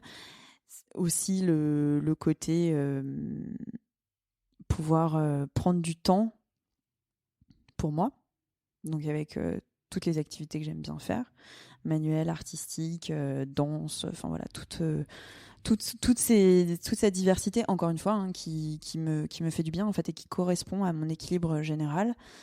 Et enfin, il y a aussi une nouveauté qui est arrivée avec le fait de m'installer, c'est la relation aux autres avocats et avocates. Donc je parle beaucoup des confrères et des consoeurs parce que c'est une vraie réalité pour moi depuis là, la rentrée, donc septembre, qui correspond au moment où j'ai eu mes bureaux.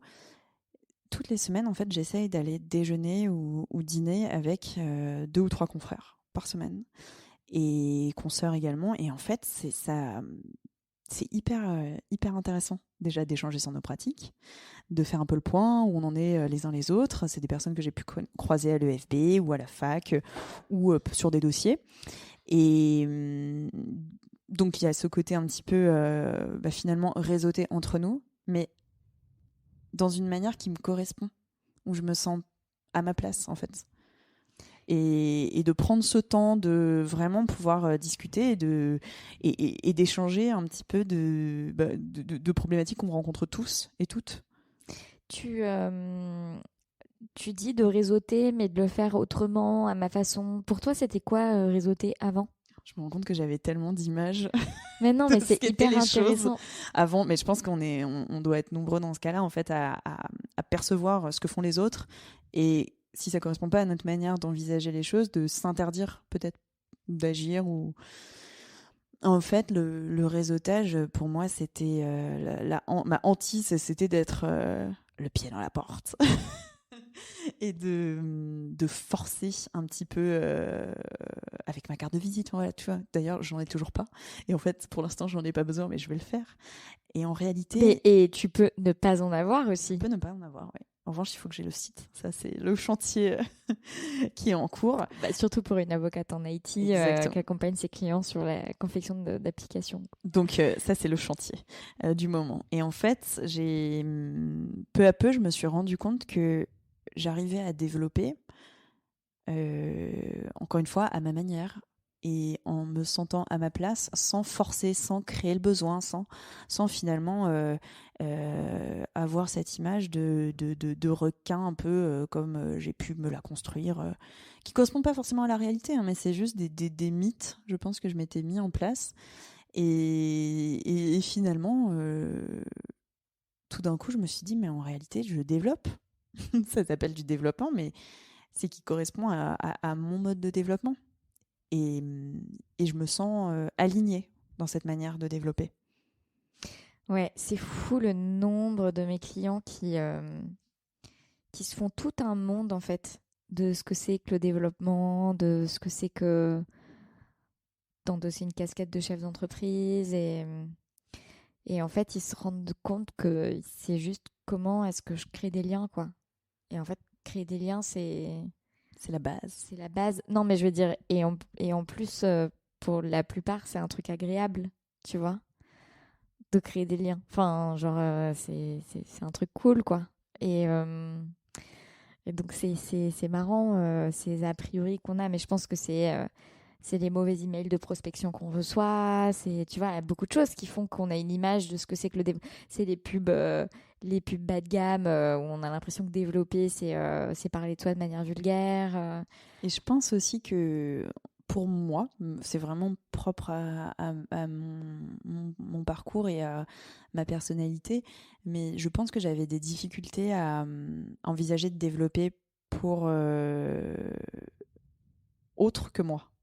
En fait, c'est-à-dire que, ou à moins de me sentir extrêmement intégrée, impliquée et de pouvoir aller dans cette direction, mais je me rends compte que là, d'être à mon compte, déjà il y a une nécessité forcément, il faut le faire parce que sinon ça ne marche pas. Et en plus de pouvoir le faire et en avoir 100% la maîtrise, c'est vrai que c'est bien. Enfin, c'est-à-dire que ce que je dis quand je rencontre que ce soit des prospects ou d'autres avocats, je sais comment ça va être réalisé en fait, puisque c'est moi. Et du coup, ça me correspond et je suis assez à l'aise et confortable avec la présentation que je peux faire. Mm. Et tu disais tout à l'heure que ce réseautage, tu vois, c'est 2-3 confrères par semaine avec qui tu réseautes, avec qui tu bois des coups et tu bouffes. Non, mais je veux dire, Voilà, tu vois, franchement. parlons franchement. Qu'est-ce qu'on fait quand on réseaute? On boit des coups et on bouffe. Bref, tu vois, tu as évoqué les potes de fac, tu as évoqué les potes de l'EFB. Donc, tu reprends contact aussi avec des gens avec qui tu avais un peu perdu le fil. Comment tu t'y prends? Voilà, c'est quoi ton modus operandi? Alors, je passe du temps sur LinkedIn. Ouais, Donc, c'est bien. j'essaye. J'ai bien compris. Je suis moi-même j'essaye d'être assez active en publication. Et ça marche. Alors, ça marche d'une manière à l'inverse de certaines personnes qui développent sur Instagram, pour échanger pas mal avec elles, qui reçoivent directement des messages en fait de potentiels clients et clientes sur leur compte. Moi, je ne reçois pas de messages à la suite de mes posts de potentiels prospects, mais en revanche, ce que j'ai constaté, c'est que ça permet en fait finalement au réseau déjà existant, plutôt d'avocats et d'avocates, de comprendre ce que je fais. Et donc ça accroît la visibilité, qui est un grand thème que tu chéris beaucoup. Ça me permet d'accroître quand même beaucoup la visibilité et donc ça m'est arrivé d'échanger avec des confrères à une soirée et que la personne rebondit sur un de mes posts. Et donc disons que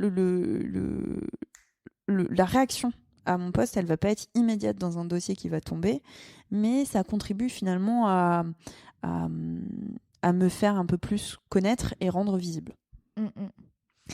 Oui. Bah après, toutes les configurations sont possibles, effectivement, mais... Et donc, pour répondre à ta question initiale, ça veut dire qu'il y a donc des confrères et des consoeurs qui ont vu mes posts et qui m'ont écrit pour me dire « Ah tiens, tu t'es installé, moi aussi ».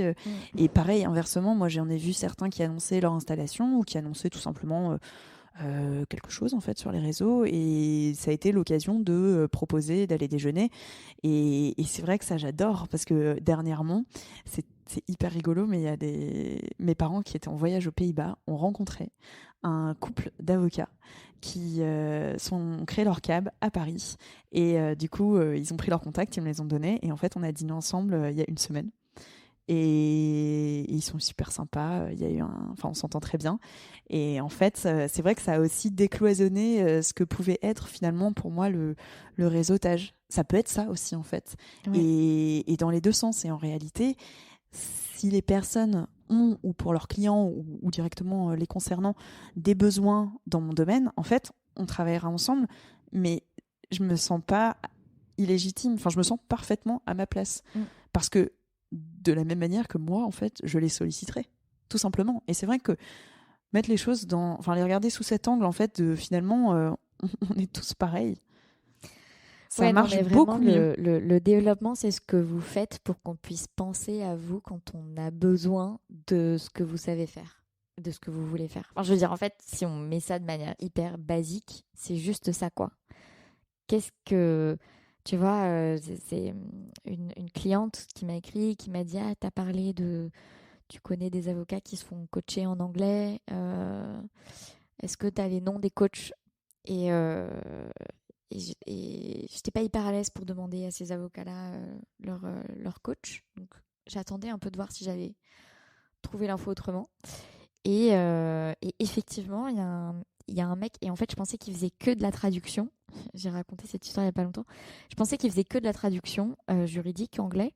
Et en fait, il a publié, et que je suis sur les réseaux depuis longtemps, et il fait une production assez, je trouve, hyper qualitative sur LinkedIn. Et il a publié un post, et là, je vois sur son post qu'en fait, il fait aussi du coaching one-to-one pour développer les compétences en anglais juridique des gens. Et du coup, j'ai envoyé ces références à cette personne. Je sais pas s'ils vont travailler ensemble, mais en fait, si elle m'avait pas dit il y a ça, non, j'aurais pas fait attention à son poste. En fait, c'est juste ça le développement, quoi. Et, et voilà, je trouve ça rigolo. Ce que tu avais plaqué, et finalement, tu te rends compte que ces communications, que ce soit parce que tu vois les gens autour d'un verre et que ce soit parce que tu publies sur les réseaux, bah, publier, c'est aussi donner des prétextes à se parler. Enfin, tu vois, ah tiens, j'ai vu que, non, non, non, c'est des débuts de conversation. Tu vois, Complètement. ça facilite vachement les trucs, quoi. Mm. Non, non, vas-y, je t'écoute. Non, j'avais en fait souvent ces images qui ont été complètement cassées par le Covid dans tous les cas, mais tu vois, d'événements où tu as plein de professionnels, un peu comme des speed dating, mais version business, et où j'imaginais, parce que pour le coup, j'en ai vu quelques-uns, mais jamais, j'y suis jamais allée moi-même directement avec ma casquette d'avocate à mon compte.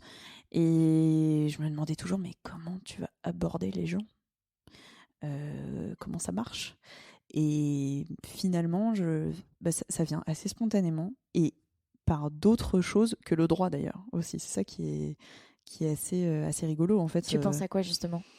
Je pense à parler des choses qui m'animent, donc des choses que j'aime faire, que ce soit en activité, en voyage, des endroits aussi en fait, tout simplement parler et se rendre compte qu'on a des affinités. Et finalement, tu vois, là j'ai rencontré une consoeur qui est en droit de la musique. Et on a discuté de nos métiers, de nos pratiques, de nos difficultés, enfin de notre quotidien. Et à la fin de la conversation, on a beaucoup plus parlé de finalement pourquoi tu étais allée en droit de la musique. Ah, bah en fait, elle est musicienne. Et tu vois, je trouve que ça met une couche plus humaine, plus sympa et qui fait que, en fait, déjà, je pense que c'est une super consoeur qui bosse très bien. Et en plus, il y a un petit truc assez sympa qu'on a échangé et c'est vrai que c'est chouette, ça démarque en fait, ça démarque tout en restant soi. Donc c'est le combo parfait. Ouais, et je renvoie du coup tout le monde à ma formation sur le personal branding parce que c'est c'est vraiment le sujet de cette formation. Mais oui, enfin en fait, mais tu sais que t'es mon exemple d'ailleurs. On m'a dit. Entre Maître B qui fait de la protection des données personnelles et Clémentine B qui aime le chocolat, qui se déplace à vélo et qui fait de la protection des données personnelles, de qui est-ce que vous allez vous souvenir? La cycliste. Ah bah c'est clair qu'on se souvient de Clémentine écolo à vélo qui aime le chocolat, quoi. Mais parce que ça marche comme ça en vrai. Ok, trop cool. Comment tu prévois les choses pour plus tard? J'aimerais continuer à garder de la diversité dans ma manière d'exercice parce que c'est vrai que j'aime beaucoup ça. Enfin, c'est vraiment pour moi la richesse à la fois dans ma pratique, dans mon quotidien et dans ce que je propose à mes clients. Et j'aimerais aussi, alors ça peut sembler un peu étrange, mais j'aimerais trouver des clients qui viennent par leur propre initiative en fait. C'est-à-dire des personnes qui m'ont trouvé soit parce que ils ont eu accès à un de mes contenus, que ce soit un post LinkedIn, un article, et qui décident de venir. Mais disons qu'il n'y a pas de lien direct avec un confrère, un consoeur ou un proche. Ce que j'appelle les clients out of nowhere en fait. Bah en fait c'est de l'inbound. En marketing on appelle ça de l'inbound. Ok. Oui, c'est parce qu'ils voient ton travail. Je peux donner peut-être l'anecdote de mon week-end. En fait, lors de du week-end précédent, j'ai participé à une petite vente qui était organisée dans un endroit où je fais de la poterie. Et donc moi j'y allais un peu avec zéro attente, on verra bien ce qui se passe. De toute manière, ce sont seulement mes amis et ma famille qui vont acheter. Et en fait, j'ai eu des clients qui sont venus m'acheter mes créations. Et donc des clients qui ne sont inconnus. pas tes parents, voilà, des inconnus qui ne m'aiment pas de manière inconditionnelle, qui ne me connaissent pas et qui sont juste venus parce que j'ai fait devait leur plaire. Parce qu'ils ont vu tes poteries sur ton stand. Ouais, sauf si quelqu'un les a payés, que j'ai pas vu ça. Non, je pense pas. Et en fait, c'était à la fin de la journée, j'étais trop contente parce que c'était une expérience, un petit challenge que je m'étais mis, qui a fonctionné, et surtout parce que je l'ai dit à tout le monde, vous vous rendez compte, des inconnus m'ont acheté des choses, et c'est vrai que c'était, et tu vois, je l'ai transposé avec ma réflexion du moment sur le développement que j'ai envie de mettre en place. En me disant, mais tiens, ça serait. En fait, j'ai envie de ça aussi dans mon activité d'avocate. Et alors du coup, si on fait cet exercice d'analogie, qu'est-ce que tu as fait là pendant ce week-end? Alors physiquement, j'ai tenu un stand Ouais, et j'ai parlé. ouais, En fait, j'ai rencontré des personnes, j'ai donné des cartes. ouais. Tu vois, si on fait vraiment une analogie, et, et je pense avoir bien présenté les choses pour certains. Et j'ai bien bossé en amont puisque j'avais les pièces qui étaient prêtes. Et ça veut dire quoi de tenir un stand? Je joue l'analogie au bout, hein, tu vois, moi je suis en mode... C'est avoir un site. Non, non, non, non, non, non, là je te parle de ce week-end, quoi. C'était quoi Eh bien, c'était observer les gens qui viennent jusqu'à moi, les laisser un peu regarder. Ouais, donc ils pouvaient voir Ils pouvaient voir ton exactement. travail. Donc le site. J'ai bien compris. Ils pouvaient voir mon travail et toutes les infos étaient là. Le prix, l'objet, ma carte. Donc en fait, ils pouvaient se débrouiller avec ce qu'ils avaient. J'avais pas besoin de venir leur expliquer ça coûte combien, ça fait. Et en revanche, ce que je venais apporter en plus, c'était un peu de contexte. Donc qui je suis, comment je fais en fait tout simplement la technique qui est derrière. Un peu l'histoire aussi parce que c'est vrai qu'il y a toujours un peu des petites histoires. Et Le storytelling. exactement. Sur une assiette. Mais tout à fait. Et Non, mais vous voyez, l'idée de cette assiette est née lors d'un voyage au Japon. J'étais devant. Et c'est vrai que oui, il y a complètement beaucoup d'analogies. Et du coup, tu disais sont toi-même possibles. que ça t'avait donné des idées, enfin que ça t'a fait réfléchir. Et du coup, tu vois, si tu pousses cette réflexion à la transposition, justement, à la vente de tes services comme avocate, qu'est-ce que ça te... Je pense que ça va me booster clairement dans la création d'une offre où je donne mes prix directement. En fait, ça, c'est en cours de réflexion parce que je sais que les deux existent, en fait, c'est-à-dire des sites qui présentent directement les offres et des sites sans les prix. Une autre option, ça peut être juste de donner son taux horaire aussi. Mais je pense que proposer des offres packagées, comme j'ai déjà eu l'occasion de le faire, alors c'était un client déjà existant, donc c'est pas un client qui venait de nulle part, mais en fait de donner toutes les infos sans que la personne ait besoin de contacter, je pense que c'est essentiel. Ok, donc c'est le projet... C'est le projet là. Oui. Et j'aimerais Projet bien en aussi site. lancer réfléchir à des petits formats de formation. Mais ça, c'est vraiment au stade de la baby réflexion. De la baby réflexion. Mm. Sur quoi tu veux former?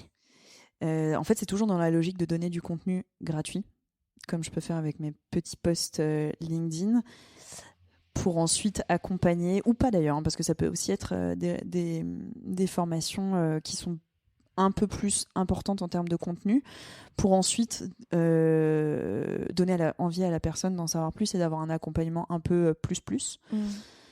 Et ça serait sur le thème de, par exemple, réaliser une analyse d'impact, mettre en place vos registres de données personnelles, les CGV en 10 points, la négociation. Enfin, en fait, j'ai vraiment envie de vulgariser et de simplifier ces notions qui peuvent faire peur à beaucoup, pour leur montrer qu'en fait, il y a quelque chose à faire, que ça peut être simple finalement à partir du moment où on est bien accompagné et qu'en plus ça peut même, et ça serait le Graal, se transformer aussi dans des documents et des outils finalement qui servent leur marque.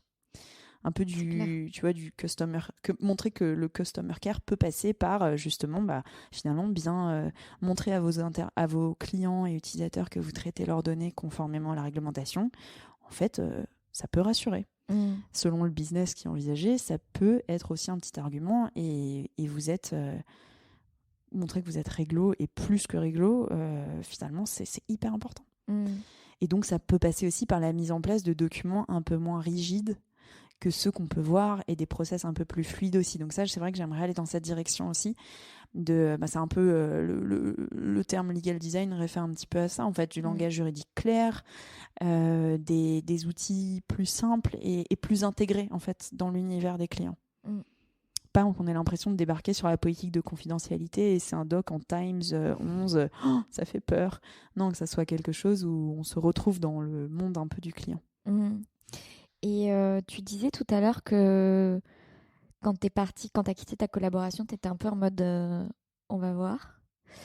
Et que pendant cette année, t'as énormément décloisonné les choses et ouvert les perspectives. Qu'il y a eu notre échange à l'automne dernier, puis ensuite tous nos échanges dans le cadre de la formation développer sa clientèle.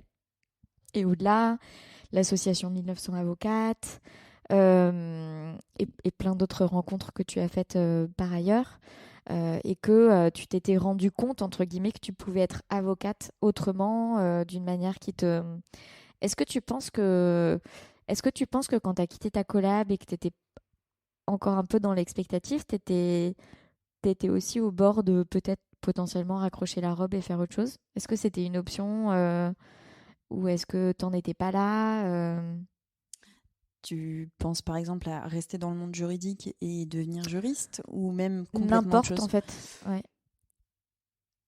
Est-ce que t'en étais aussi un peu à un point où t'étais en mode mais en fait là j'arrive pas à avoir une vie qui m'épanouit, j'ai envie d'avoir plus de temps pour moi, j'ai envie d'être plus mobile, j'ai besoin d'oxygène, j'ai besoin d'air, là je me sens un peu enfermée.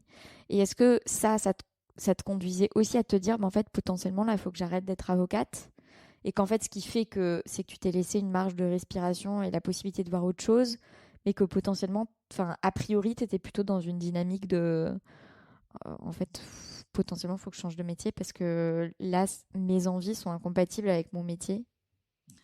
C'est plutôt l'option de me donner cette fameuse bulle de respiration et d'air. Et en fait, je me suis dit, ce métier, il doit pouvoir s'exercer d'une autre manière que ce que j'ai connu, qui m'a beaucoup appris et accompagné dans ma construction. Mais là, j'ai envie enfin, je l'ai vraiment vu comme m'offrir cette chance.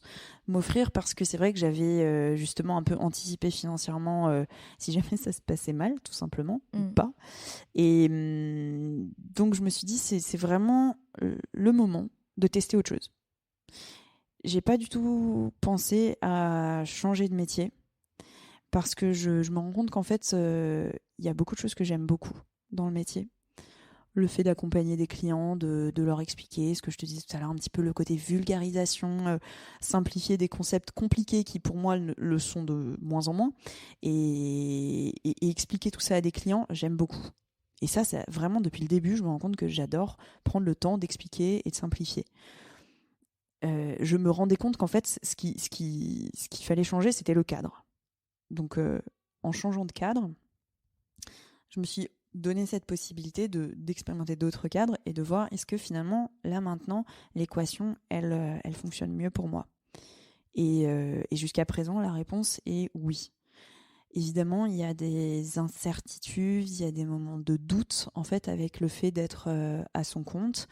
Et déjà, tu vois, le fait de prendre des locaux avec des super consoeurs, ça a enlevé un point négatif de l'installation pour moi qui jusqu'à présent était un peu trop d'isolement et de solitude. Et en fait, je pense que j'en enlève au fur et à mesure comme ça on va dire des petits points négatifs tout autour de moi. Et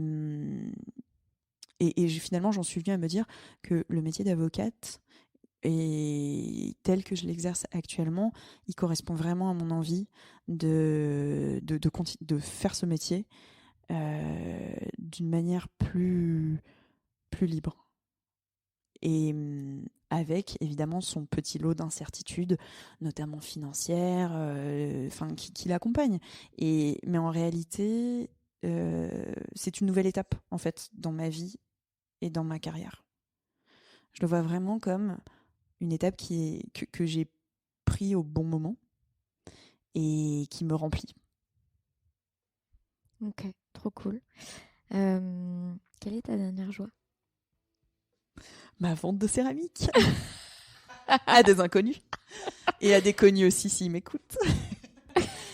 Ouais, c'était vraiment un petit challenge. Donc, écoute, c'était prenant, mais super sympa. Et sinon, notre déjeuner aussi, qui était très chouette, évidemment. Non, mais attends, moi, ça me va la vente de céramique. Il n'y a pas de... Et Et qu'est-ce que tu portes sous ta robe ? Je porte justement un peu toute cette petite diversité dont on a discuté depuis le début, c'est-à-dire travailler pour des clients complètement différents, qui ont des profils différents, des attentes différentes, et mélanger avec des plaisirs et des loisirs et une vie un peu différente en fait. Donc c'est tout ce melting pot de avocate et plein d'autres petites casquettes. Merci beaucoup Clémentine. Merci Lila Louise.